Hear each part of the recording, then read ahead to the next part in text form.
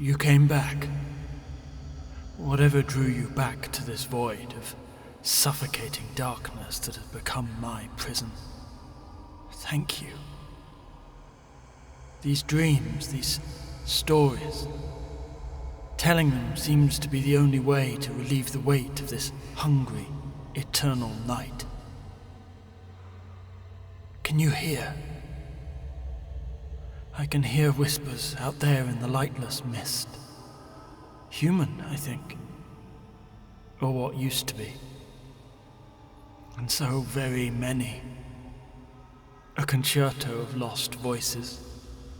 The whole lifespan of humankind, whispering their memories into the dark. Are they like me? Are they spinning stories of fear to earn their brief respite from the crushing night? I dreamed again last night.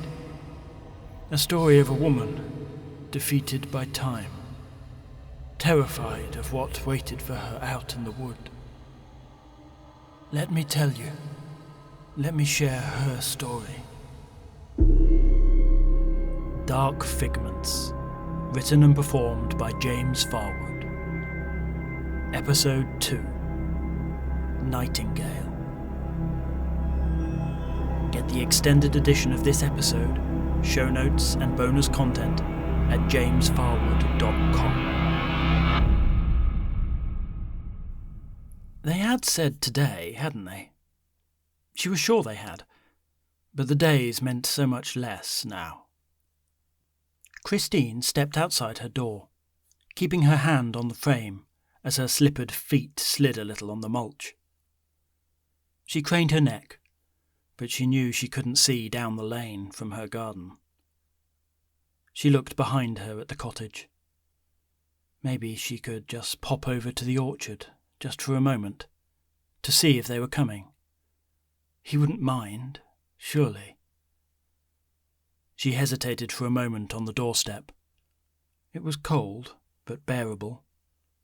She could just pop over. She clicked the latch and stepped out into the garden. 81 winters had taken their toll on her knees, but there was no way she'd start using a stick or, God forbid, a Zimmer frame. It's not as if she could go anywhere anyway. She shuffled along the garden path, checked the road for traffic, though it rarely came to her remote pocket of the world, and crossed into the orchard. The hedge was low here, so she could see all the way down the hill until the road turned into the woods. That very last spot you could see someone on their way out of the village before they vanished from sight. A bird swept overhead and landed on the naked branch of the closest apple tree. Its brown feathers made it blend into the winter bark, especially as Christine didn't have her glasses on, but she knew without a shadow of a doubt that it was a nightingale. She took a step back. I'm sorry," she stammered, feeling along the top of the hedge for the gap that led back to the road. I was just looking." The nightingale watched her, its head cocked to the side, its black eyes steady and expressionless. "I'll go back. I'm sorry." Christine turned and hurried back across the road. The knocking made her jump. Jarring, vicious thumps that rolled around the inside of the tiny cottage, rattling the walls and rocking the porcelain. Christine pulled herself up from the chair by the fire. The chair now had arms, and the fire was now electric, both annoying signposts to her increasing age and helplessness. She hated them, but she needed them, and she hated that she needed them. There was nowhere else in the house she could properly get warm. "Nan!" A woman's voice was coming through the door. "Old Granny Merton!" The man's voice was substantially louder. "Cheeky bugger," Christine muttered to herself as she walked over to the door and opened it. Then, just to make sure he'd heard it, You cheeky bugger. Jack was grinning. Jack was always grinning. Liz stepped inside and gave her Nan a hug. "Hi, Nan," she said, twisting sideways to make herself more comfortable. "My, oh my, you are coming along nicely," Christine said, taking a step back to admire the bump where her great-grandchild was preparing to enter the world. "Yep, wide load coming through," Jack said, sweeping his grandmother into a mockery of a dance hold and spinning her around. "Oh, get off, you great numpty," Christine protested half-heartedly before breaking into a coughing fit. Liz led her away from Jack, standing between them protectively. "You still haven't got that scene to, have you?" she asked, helping Christine down onto the settee. "Well, they don't do as many house calls as they used to," Christine protested once the coughing had mostly passed. "And I'm all right when I don't have to deal with my idiot grandson."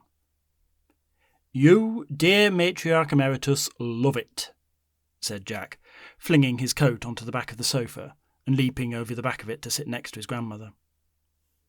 "It's just getting old," Christine said, ignoring him. "It's the price we pay for daring to live such a long time." She looked around. "No Paul today?" "Oh, no, you scared him off last time," Jack interrupted. "He can't cope with the latent sexual tension between you." Christine shook her head at Liz, trying to suppress a smile. "Such a pillock." "He's working until 6, Liz said, attempting patience. "Then we're all going to Mum's for New Year's Eve. You should come." "And how's his little girl coming along?"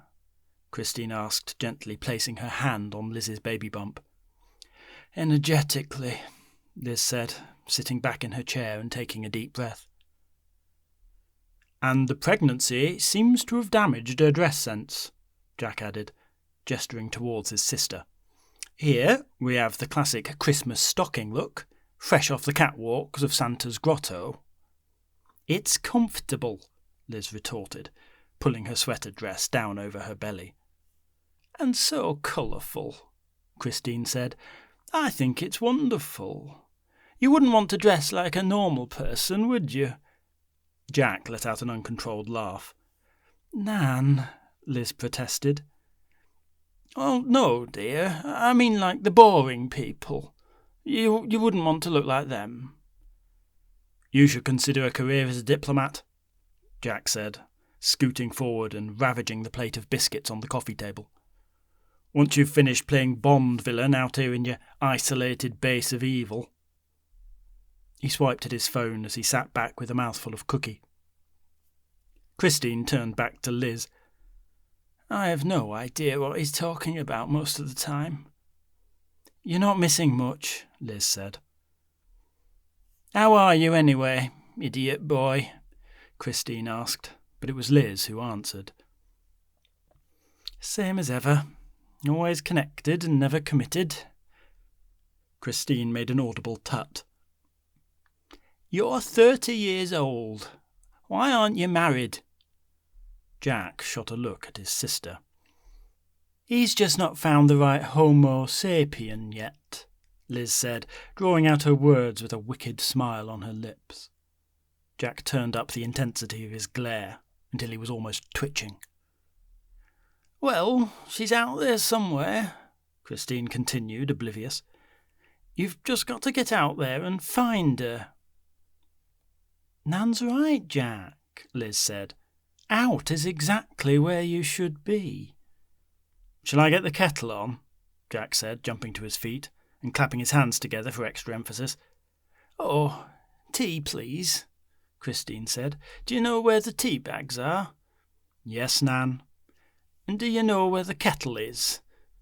"Nan, your kitchen is about 3 feet square. I'm sure I'll manage." Jack hurried into the next room. Liz pushed herself to her feet and moved to sit next to her grandmother on the sofa. "You should come with us to Mum's tonight," Liz tried again. Christine's face tightened slightly, and she looked away towards the window. "Oh, I don't think so, love. I'm not really feeling up to it today." Liz reached over and took Christine's hand. "Nan, you have to go out sometimes. It's not good for you just to be here all the time." "And what's wrong with here?" Christine replied, the edge of her voice sharpening. "This is my home. I can't rush around all over the place anymore. You don't know what it's like because you're 30 whatever you are."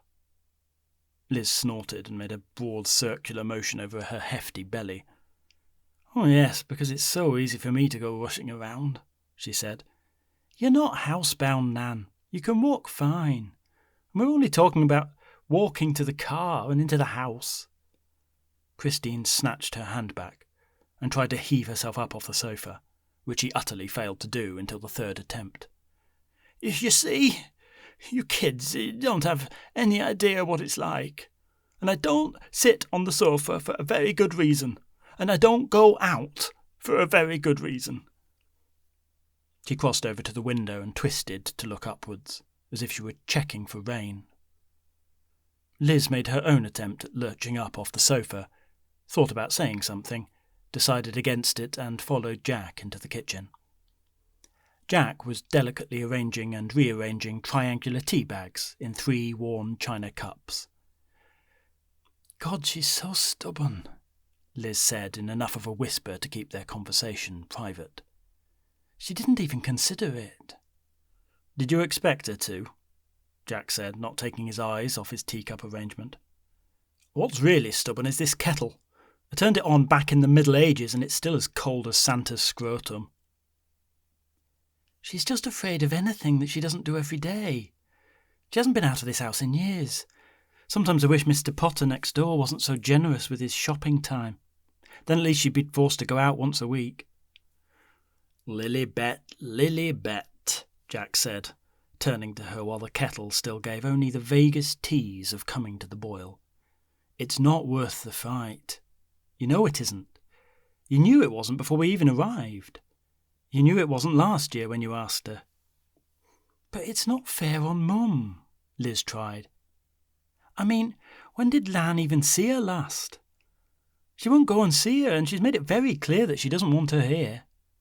I'm fed up having to pander to her selfishness."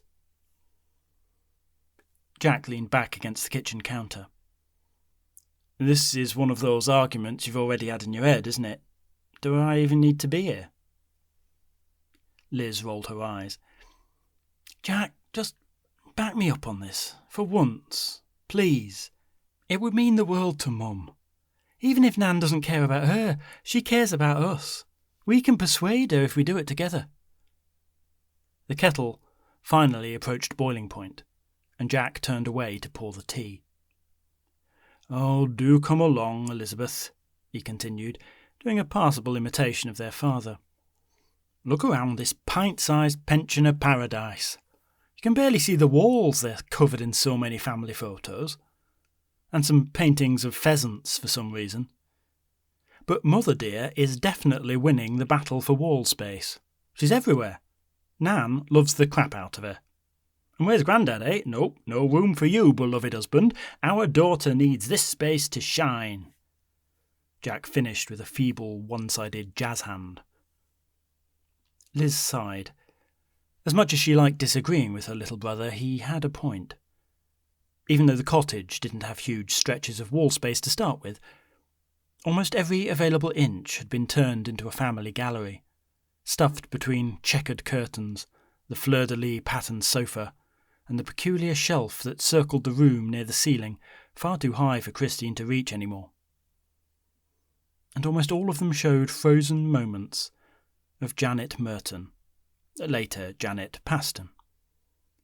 Scenes told the story of the earliest days of blubbing babyhood, then of growing up with her brother and father, both of whom had died before Liz had been born. Then her wedding photos, then holding baby Elizabeth, and later baby Jack. So why wouldn't Nan see her daughter? It made no sense. "You're doing that interior monologue thing in your head?" Jack asked, waving a cup of tea under his sister's nose. Liz sighed again and took the cup. Come on, let's go talk to her. But Christine wasn't there. Well, she hasn't had time to go upstairs, Jack said, unconcerned, wafting the tea around the room as if the aroma might tempt Christine out of hiding. If she gave up her vanity and got that stair lift, then she'd be up there like a rocket. Well, she's not going to have left the house, is she? Liz asked, pushing the door to the downstairs bathroom open with her foot and finding it empty. Houdini hasn't gone far, Jack said, his head stuck between the curtains of the rear window. End of the garden, range about 30 feet, speed 1/1000th of a mile per hour. Liz pushed past him and yanked the back door open, ignoring his protest about spilling tea. She marched after her grandmother, following the path they'd built between two raised flower beds that were now gone to ruin. Christine was holding the back fence, looking out towards the woods.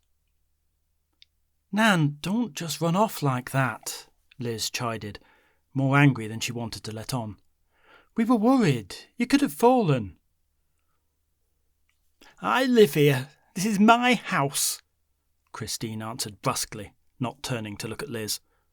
I'll go where I like. Liz moved up, taking a couple of breaths to numb her instinct to snap at the infuriating old woman. She made a show of resting her hand on her grandmother's back instead. Nobody's saying you can't, Nan, she said, but even to her own ears her voice sounded sharp. We just want to make sure we know where you are. I'm here, Christine said, but she didn't seem to be in the same conversation as her granddaughter. She stared out into the wood. I'm always here. I always have to be here. The world's not that bad, Liz said with a conciliatory smile. She pushed a little harder. We'd love to have you come out in it and be with us sometimes. Christine tensed her shoulders and jerked away, holding the top of the fence as though her life depended on it.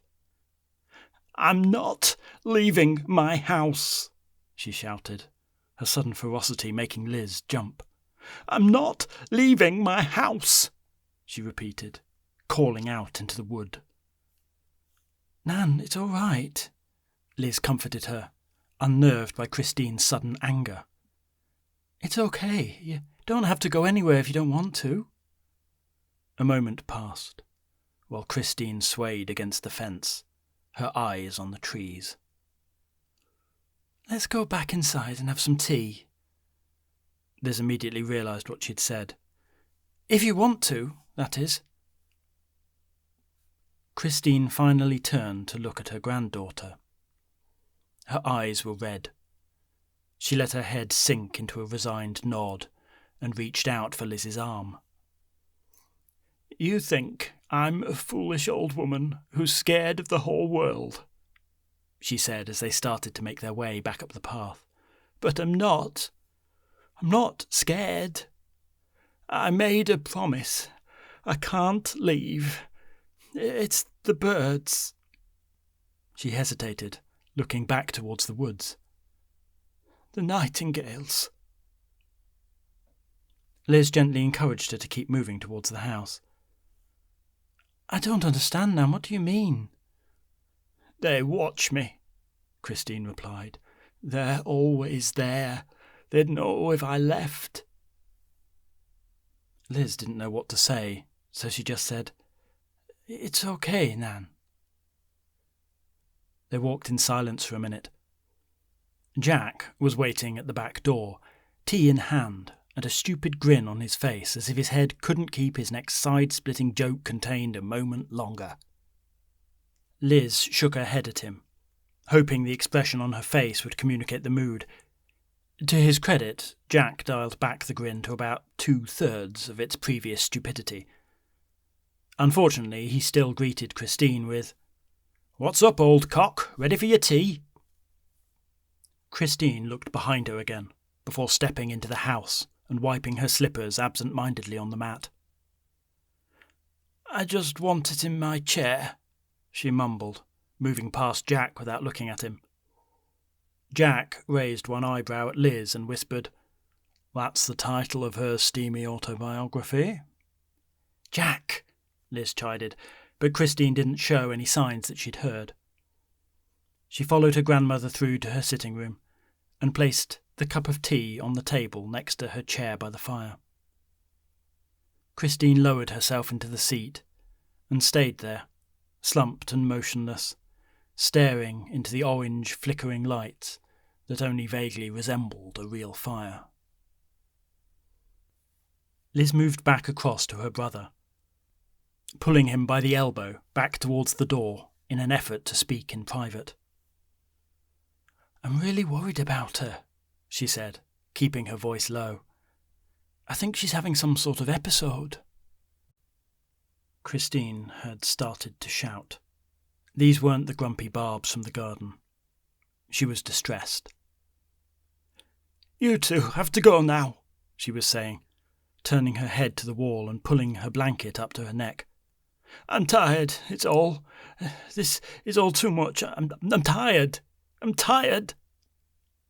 "Nan, what's wrong?" Liz asked, moving across the lounge, her hands gently shielding her belly as she squeezed past the sofa. "What is it?" "Nothing. I said I'm just tired," Christine protested, her breaking voice undermining her defiance. She flapped a hand in their direction. "Just go. I'm fine." Jack was hovering behind the sofa, awkwardly holding 2 cups of tea in his hand and looking a bit pathetic. Liz knew he'd be no help. She knelt by her grandmother, with only a slight groan of discomfort as she descended. "Nan, what's upset you?" "I don't know," Christine said, head still turned to the wall to hide her tears. Liz reached into her grandmother's lap to take her hand. "I think you do know," she said softly. "You can tell us."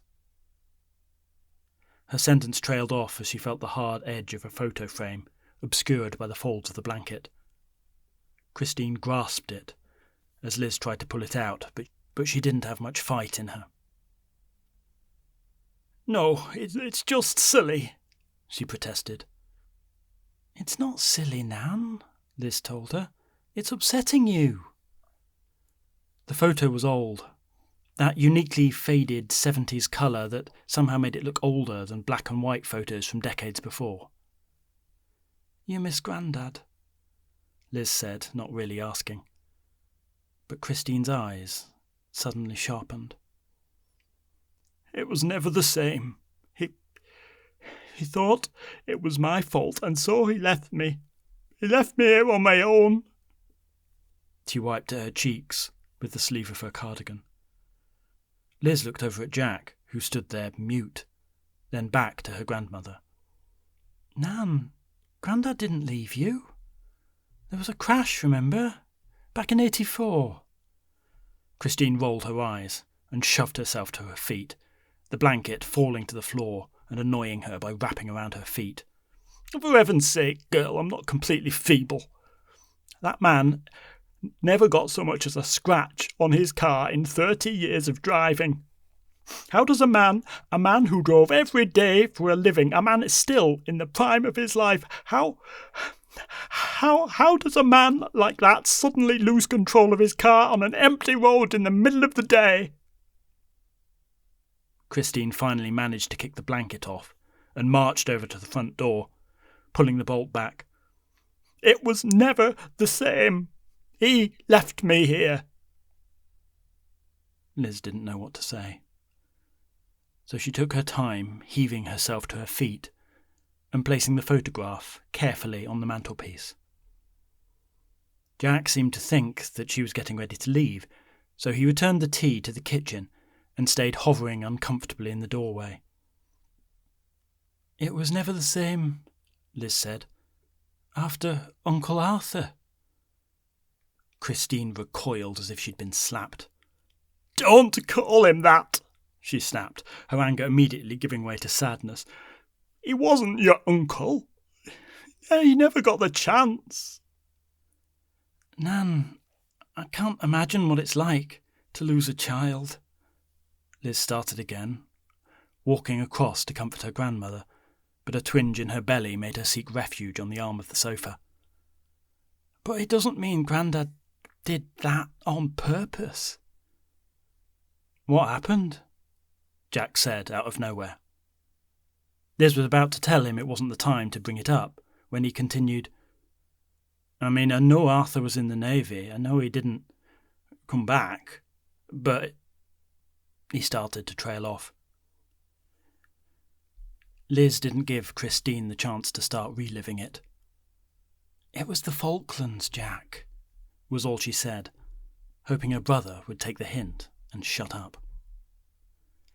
You children, you don't understand, Christine said, not accusatory, but with a terrible sadness that hurt Liz's heart. It's all just history to you. It's all just an old story from before you were even born. In an alarmingly quick motion, Christine slid down the door and thumped into a sitting position on the floor. Liz and Jack both rushed over and knelt beside her, but she didn't show any signs of injury or wanting to be helped up. They say that boys always cry out for their mothers when something terrible like that happens, Christine continued, staring blankly out of the window. Even great big grown-up men, they say. When they're hurt so badly, they feel in their heart they're going to die. It's not God they pray to. They call for their mothers. And my Arthur, he was so young and so far away, and I can't help but think that when it happened, when his ship was burning and there were all the screams and alarms, that he must have been so frightened. But I know... She paused, her face creasing up. I know Arthur would never have called out for me. Nan, why would you say that? Liz asked.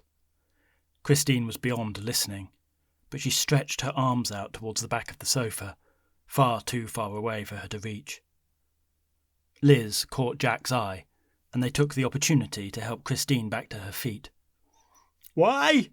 She shouted, breaking free from them and forcing her way across the lounge through sheer will, dragging herself from support to support, the sofa to the bookshelf to the mantelpiece. She continued her tirade, her eyes fixed on the photograph of her husband Thomas propped up there. Why did he have to be like you? Filling his head with stories of war and being a hero and protecting people. All he ever wanted to do was go walking with his dad so he could hear more stories, or go to bed early so you could tell him just one more tale of fighting and soldiers. She turned to look at Liz. She wasn't crying. Liz really would have preferred her to be crying. Upset, she could comfort. This... She didn't know what to do with this. What little boy actually wants to go to bed early? Christine asked. And all for stories of men who murder and die because someone tells them to. Why do we lie to our children? Nan, come and talk to Mum, Liz said, stretching her shoulders back and resting her hands in the small of her tired back. Arthur was her brother. It might help both of you. I'm not going near her. I should never have had children, Christine said, slumping back down into her chair. It's not Mum's fault, Nan, Liz protested, her temper rising suddenly.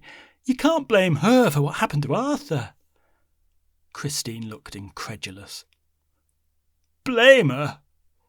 Now there were tears. How can you not?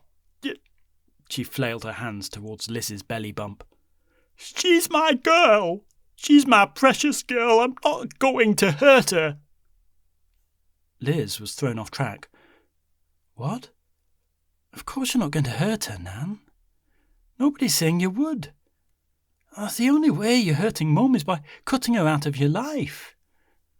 Why won't you at least let her come and see you here? You don't even have to go out. "Leave me alone, you don't understand," Christine said, flapping her granddaughter away with her hands. "I'm trying to understand," Liz persisted, her temper frayed and her voice louder than she intended.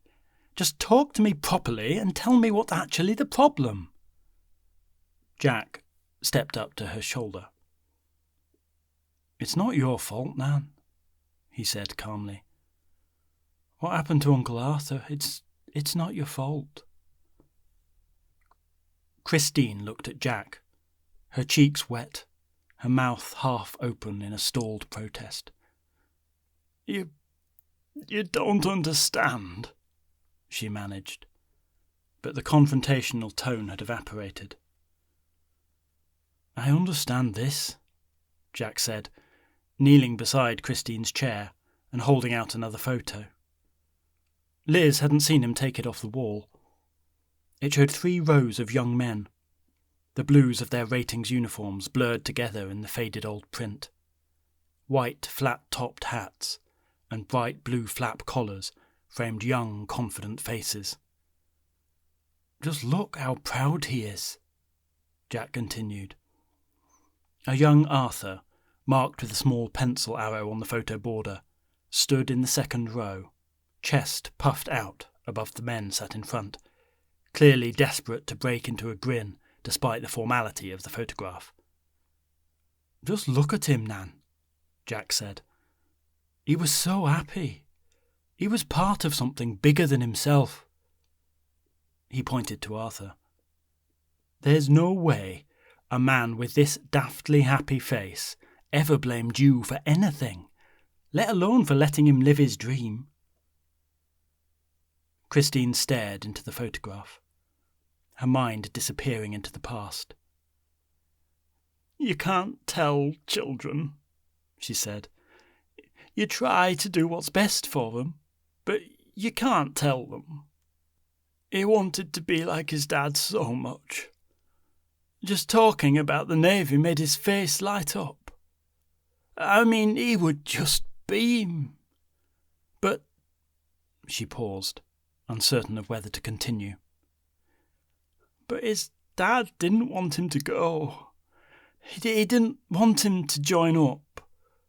He said Arthur talked about it like it was a club, that if he didn't understand all the things, the implications, that he shouldn't join up until he understood it." She gripped her blanket. "But you can't tell children. Arthur wanted it so much. Every time we talked, I could see how much he wanted it. So I talked Thomas into letting him go." There was a hollowness to Christine's voice now, a pain so well trodden it had worn through. "You should have seen him that morning, when he left to go to his training. He kept kissing me. It made my cheeks sore. He kept saying thank you. His dad and I watched him from the orchard over the road. Watched him all the way down the lane, those heavy bags over his shoulders. But they didn't slow him down. Not one jot. Not our Arthur. And down there at the corner, just before he disappeared, he turned back to us. I was thinking he'd give us a wave, but he didn't. He blew us this huge kiss, all arm-waving with a big grin. And then he was gone." Christine sniffed and retreated, her voice becoming so matter-of-fact it sounded robotic. "He sent us that photograph when he started his training. And 18 months after that, our boy was dead. Some people from halfway around the world shot some missiles and burned him to death in his ship." She looked up at her grandchildren, who could only return silence. "And that was that." She reached forward and took the photograph from Jack, gave it a joyless half-smile and put it onto the table. "My mum used to tell me that our children were how we could all live forever. She said, even after you're long gone and everyone's forgotten you, you'll still be there, carried in their bones. The lessons you taught them, carried in their hearts. She looked straight up at Liz, a horrible resignation in her voice. How can you call yourself a parent if you don't keep your child safe? Your mother is much better without me, much safer and much happier. Liz realised she'd put her hands protectively on her belly. She's not happier, Nan. She loves you and she wants... I got her brother killed, Elizabeth, Christine snapped. The words she'd probably never said out loud before, brought a terrible reality with them. Christine's voice broke as she tried to force out one last thought before she lost the nerve. He's dead because of what I did. I don't deserve her love. Nan, Liz started, but didn't know how to carry on. It was Jack who spoke. If you ask me, love isn't about what you deserve. It's about what your heart can't bear to live without. You're a mum. He shrugged. You never stop needing your mum. There was an empty silence after that. A car went past in the lane, leaving only the winter quiet in its wake. Liz lowered herself onto the sofa. Jack picked up the photo of Arthur's Navy class again and traced his finger over the pencil marks in the border. Do you mind if I... he said, already prizing the back off the photo frame. He liberated the photograph and turned it over in his hands. Oh, Nan, he sighed. You know where this was taken, right? Christine wiped at her face with her sleeve and nodded. It was during his Navy training. Raleigh. HMS Raleigh. Yep, said Jack, holding up the photo. These are all the people he trained with. He's written the names of the 3 units on the back. Texel, Lynx, and, with a big circle round it, he turned the photo round to show them, Nightingale. I'd forgotten, Christine said quietly. There are no nightingales out in the wood, Nan, Jack said, laying the photo down next to her and tapping it. They're all right here, and I promise you they don't mind if you see your daughter. Liz tried to sit upright, didn't quite make it, and said, I think I'm going to have to... She broke off into a strange groan. You're all right, dear? Christine asked, sitting forward in her chair. Jack, get me up, Liz said, and took his hand as she hauled herself to her feet. As soon as she did, pain creased her forwards again. Ow, piss it, she cursed. What's wrong? Jack asked, supporting his sister's shoulders. Is it your parasite? Jack, I swear to God, is it your time, love? Christine asked. Liz shook her head. I'm 2 months off. Ow, fudge, it hurts. You're pregnant, Jack told her. You're allowed to swear, even in front of your grandmother. You should get to the doctor, Christine cut in. I used to get terrible cramps when I was carrying your mother. Never anything serious, but always better safe than sorry. Yes, all right, Liz said, allowing Jack to help her towards the front door. Then, out of nowhere, she added, Come with us, Nan. Jack's bedside manner is appalling. Depends on the bed, Jack said, quiet enough that Christine wouldn't hear. He stuffed his sister's arms into her coat. Christine was still sat in her chair, gripping her blanket as if she was about to throw it off, but not quite doing it.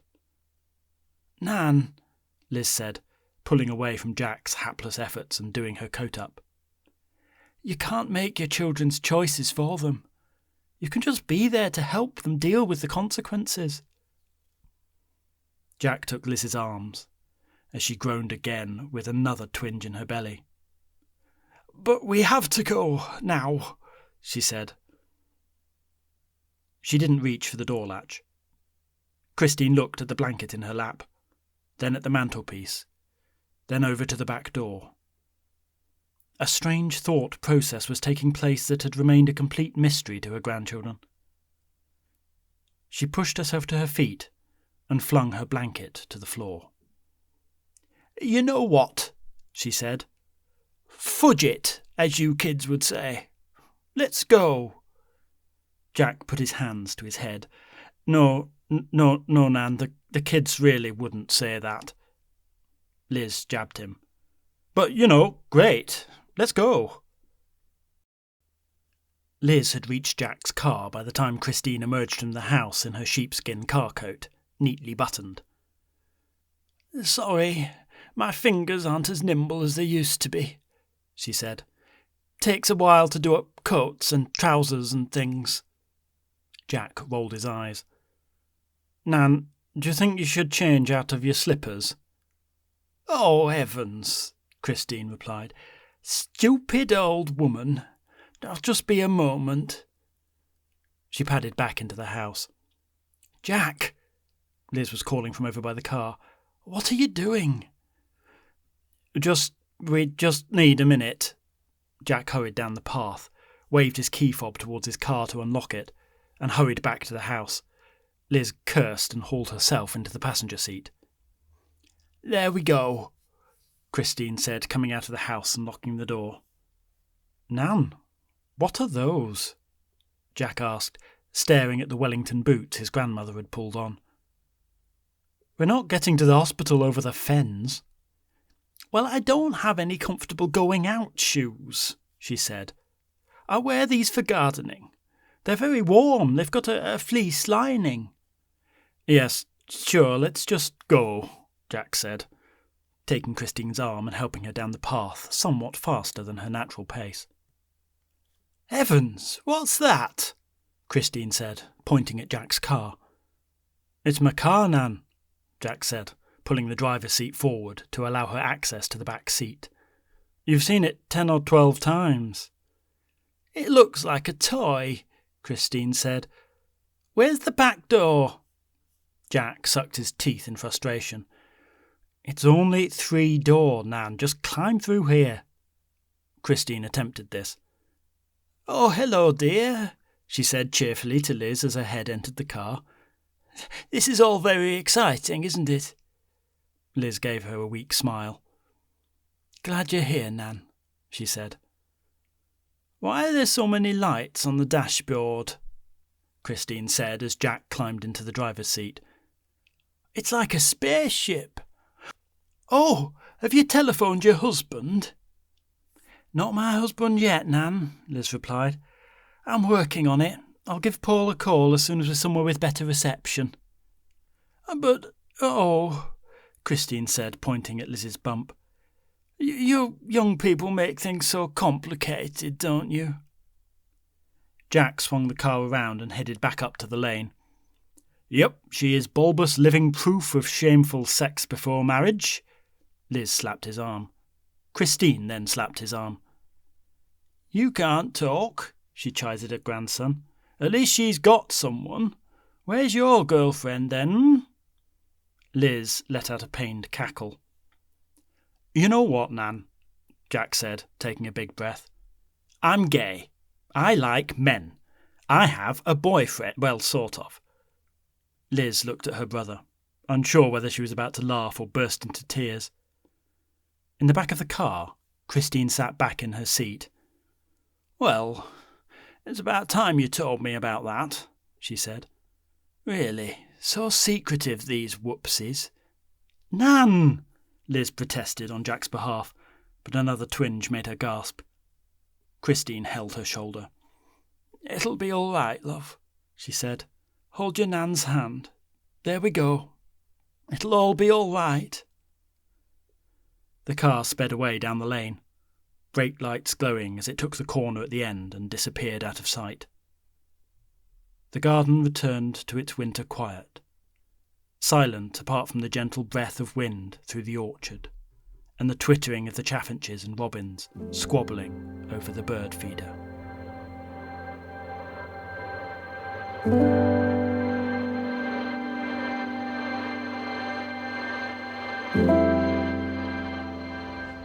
This dream wasn't like the last one. It didn't bring me fear and repulsion, it brought me joy, and it brought me hope.